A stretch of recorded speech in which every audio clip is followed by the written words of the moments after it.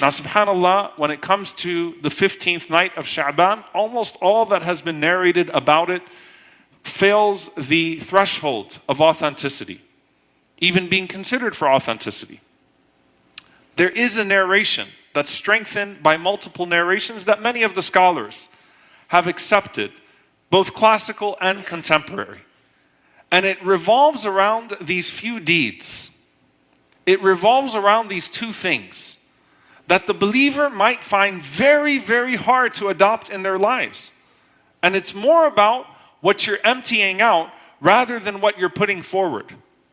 That in this narration by Ibn Hibban, that the Prophet ﷺ was reported to have said that Allah subhanahu wa ta'ala looks out to His creation every single 15th night of Sha'ban. So the middle point of Sha'ban.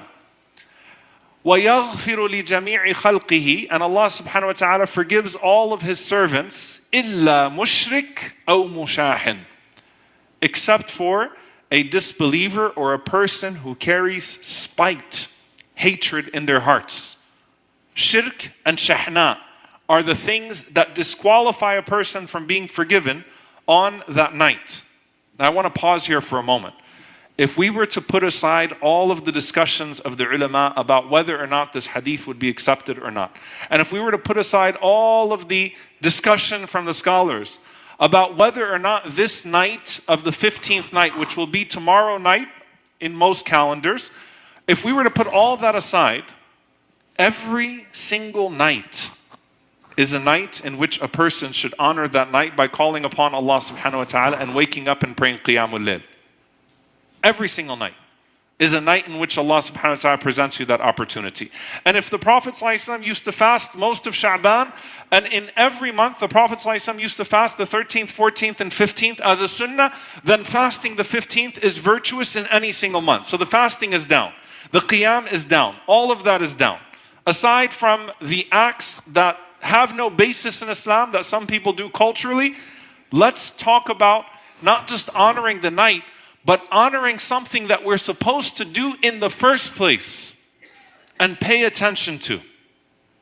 In Ramadan, Allah subhanahu wa ta'ala incentivizes the things that are already rewardable, the ibadah that you're already supposed to do.